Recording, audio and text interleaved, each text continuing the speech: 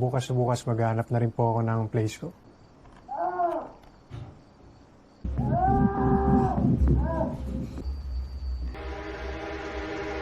Pero nag-worry na talaga ako sa awin yung mag-asawa. And ako lang yung escape niya sa reality. Ako, hindi mo pwedeng i-fridge eh. Kumain na ako sa labas eh. Lulutuan sana kita ng food. Hai guys, kali ini aku akan nyeritain film berjudul Dome, tahun 2023. Menceritakan seorang pemuda yang mendapati tetangga kamarnya melakukan sesuatu yang cukup aneh. Dia sering mendengar suara teriakan, namun bukan tindak kejahatan. Lalu pada akhirnya dia memberanikan diri untuk melihat, dan ternyata sesuatu yang mengejutkan terjadi di sana. Gimana kisah selanjutnya? Sebelum lanjut, jangan lupa like dan subscribe agar kalian selalu dapat update video terbaru.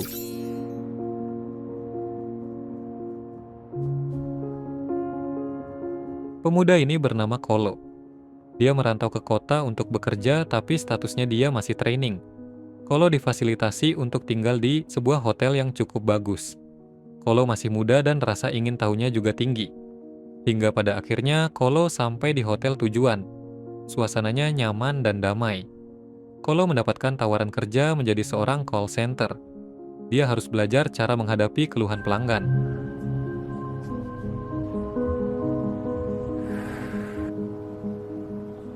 Nice.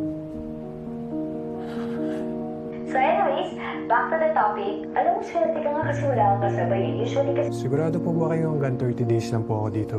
Namun sesi percakapan mereka terganggu, dan lawan bicaranya merasa ada suara gaduh dari tempat Kolo. Ternyata, itu dari kamar sebelah. Entah apa yang terjadi, seperti suara orang lagi dihajar. Mungkin kamar sebelah lagi ada masalah rumah tangga. Para kasing may nag-aaway sa background. Good! You know pala eh. So anyways, back to the topic.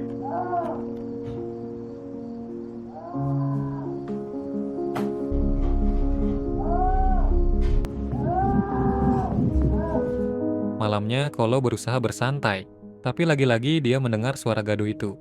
Dia mencoba mengintip dari balik pintunya dan ternyata ada seorang wanita berjalan lalu berhenti di depan pintunya. Wanita itu lalu memperingatkan Kolo untuk tidak ikut campur.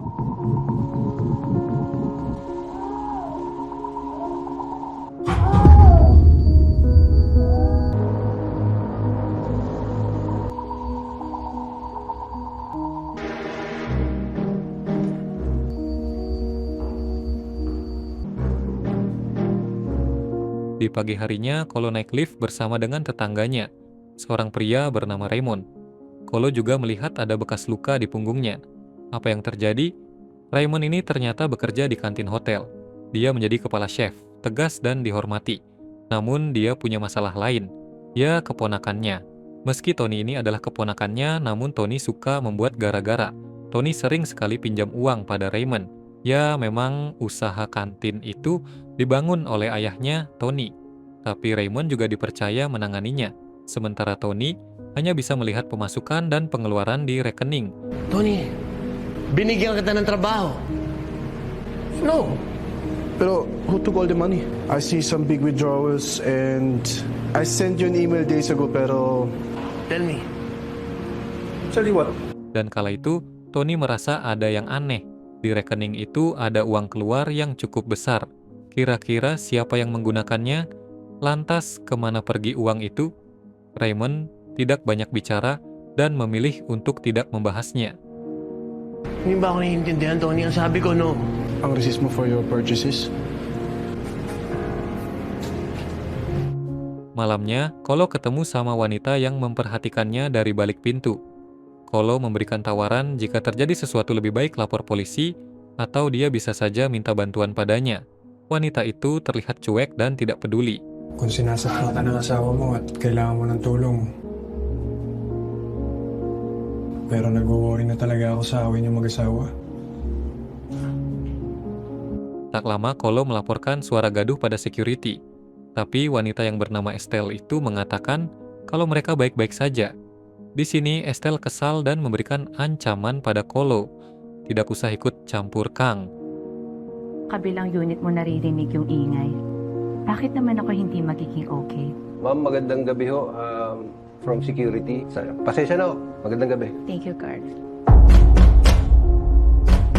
Ano ba talagang ginagawa niya dun? Walang mangyayaring patayan unless magsumbong ka ulit sa guard. Nakakatakot kaya? Gabi-gabi na lang may umuungol? Sabihin mo may babae pumasok sa unit mo. Sementara di sisi lain, Tony ketemu sama temannya untuk pinjam uang. Sebenarnya, untuk apa dia pinjam uang banyak? Kamusta? Ayos lang. Ayos sa'yo. Ano? Pero hindi ko pa sure yun check ko pa. Mapapautang siguro kita mga, Sige na, maning-maning naman sa'yo yun eh. 500K? Nangungutang sana ako. Wala ngang bago, Brad. Ano? Lalu malamnya, Kolo tidak sengaja melihat dari jendela. Saat itu Estelle lagi adu mekanik di sebelah kamarnya. Sebenarnya, siapa Estelle ini?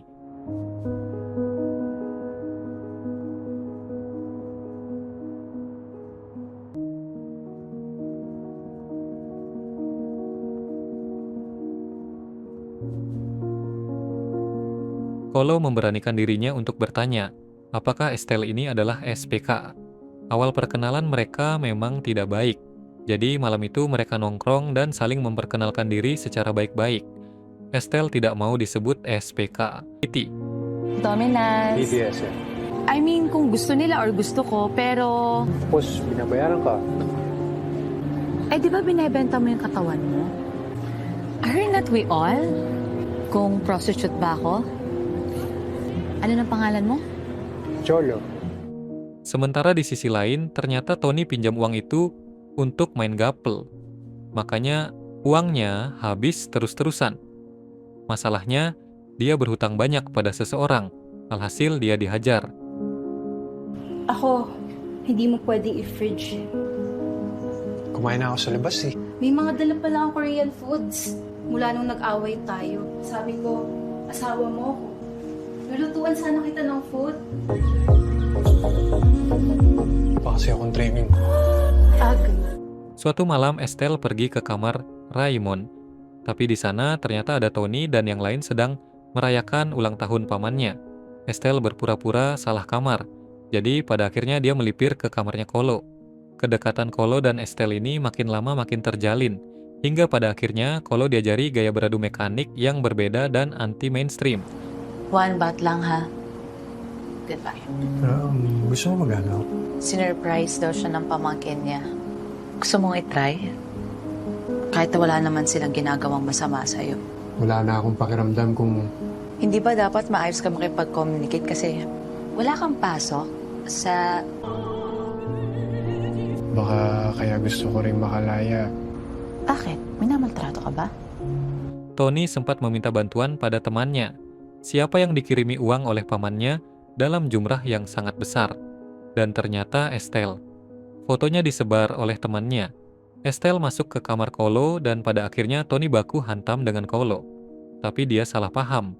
Kolo tidak bekerja sama dengan Estelle. Bahkan Kolo memperlihatkan pada Tony kalau di kamar pamannya itu terjadi aktivitas yang cukup membagongkan. Ya, sebuah rekaman yang diputar di televisi. Tony lantas mengancam pamannya dengan video tersebut. Sebagai imbalannya, Tony minta aset dipindahkan atas namanya.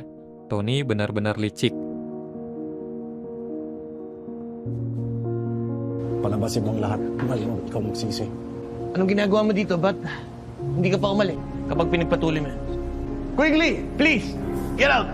Meski dihajar sama Tony, namun Kolo di sini menang banyak. Lukanya diobati sama Estelle dan mereka lanjut beradu mekanik. Setelah itu mereka menculik Raymond dan di sini Kolo menjadi bagian dari permainan Estelle. Tapi entah kenapa tiba-tiba saja Raymond tumbang dan dinyatakan meninggoy. Mereka panik lalu tak lama ada polisi datang. Tony melihat mereka kabur dan memberitahukan ini pada polisi. Pada akhirnya mereka tertangkap. Namun fakta mengejutkan terjadi. Raymond meninggoy bukan karena Estelle, namun karena racun yang ia minum. Bahkan Raymond sebelum itu telah membuat sebuah video ungkapan kekecewaannya pada Tony. Harusnya Tony bisa menjadi pemuda yang bisa membantu dirinya dalam berbisnis. Padahal ayah Tony sudah mempercayakan bisnisnya pada mereka. Estelle dan Kolo dibebaskan karena tidak terbukti bersalah. Kolo mendapat kabar baik kalau dirinya dipromosikan. Estelle berdoa yang terbaik untuknya, dan mungkin ini akan menjadi pertemuan mereka yang terakhir. Tapi sebelum itu mereka pun beradu mekanik seharian. Huwag na lang ako mag-explain. Nakakatamad naman yung... Promote. Itulah cerita film Dome. Jika kalian suka sama ceritanya, jangan lupa like, komen, dan subscribe ya guys. Makasih dan sampai jumpa di video selanjutnya.